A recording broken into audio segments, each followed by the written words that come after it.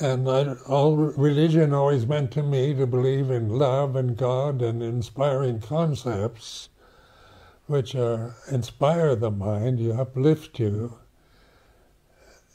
but they don't instruct you on how to realize anything other than just blind faith and prayer and belief, never questioning.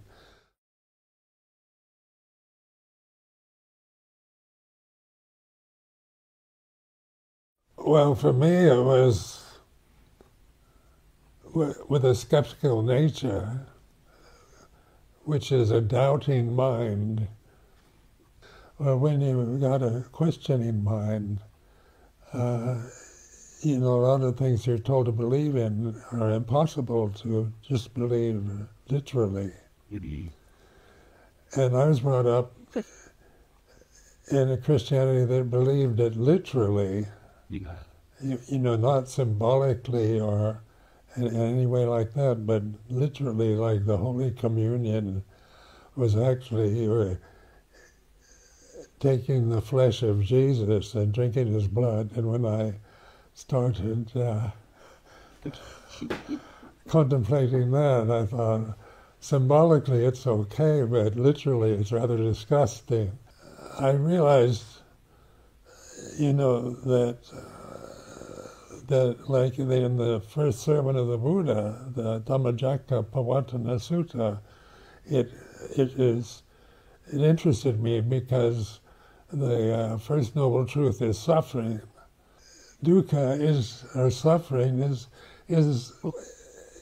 an experience we all have, whether we're religious or whatever religion, whether you're scientist or educated or ignorant. It's the common bond of all human beings. And so I thought this is to be understood, to understand suffering, not to make it a kind of doctrinal statement, but a suggestion to investigate, to understand what it is, and not just see it as something from outside, but life itself, the experience of being born, growing up, getting old, getting sick, and dying is literally a suffering experience. And I could easily relate to that. It seemed reasonable and part of my own experience. I didn't have to believe in it, but to understand it, I started looking inward rather than blaming my suffering on external causes.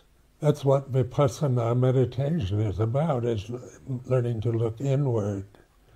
And this direction is something very basic and direct, and here and now is the feeling of suffering of some sort, anxiety, shame and guilt about the past, and fear of the future, worry, and anger and jealousy, all these strong emotions that humans have, which we don't understand. We tend to blame ourselves or blame others. But in this case, we're not blaming, but actually looking at what we're actually feeling when we have these emotions.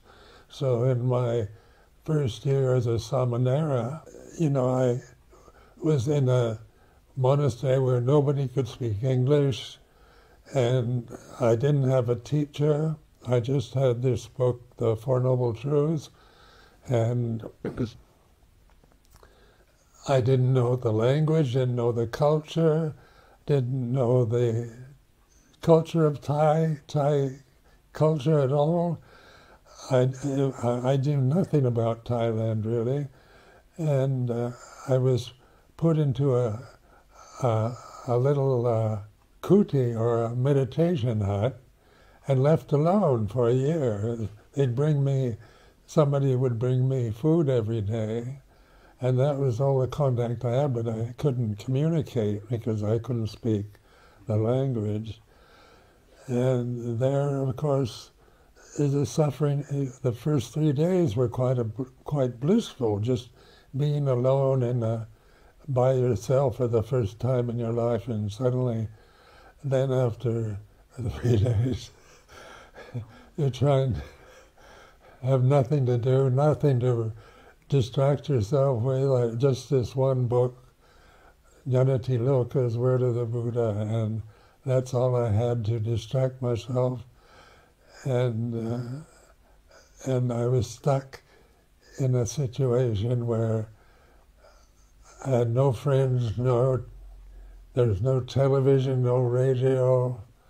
In 1966 there was no internet, nothing, no friends to talk to, but just being alone in a foreign country and not knowing what's happening but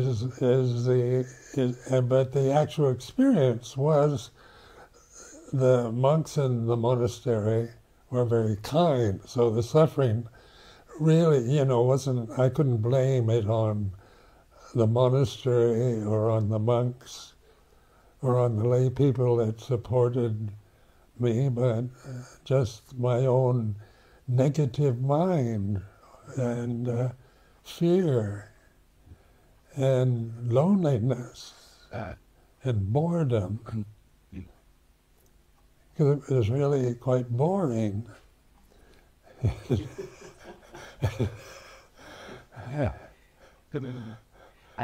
And this is suffering. This is what the Buddha was pointing to. And I realized how, as a lay person, I was continually distracting myself. I was an avid reader, I was a bookworm, I liked to drink, I liked to smoke, I liked good food, I liked sex, I liked all essential things that you can distract yourself with, but when you're all alone, these distractions are not available. Then you've taken these precepts to remain celibate. So I put myself deliberately in this situation, so nobody was forcing me. There was no pressure to stay in it. I could have left at any time. But I had such respect for Buddha's teaching and really wanted to find out about it, whether it worked or not, whether it was just some ancient Asian religion that was appropriate for Indians 2,500 years ago, or whether it had any meaning for me. And I decided to use my life as an experiment, just to see what would happen if I just use this teaching, the Four Noble Truths, as my basic guru, my foundation.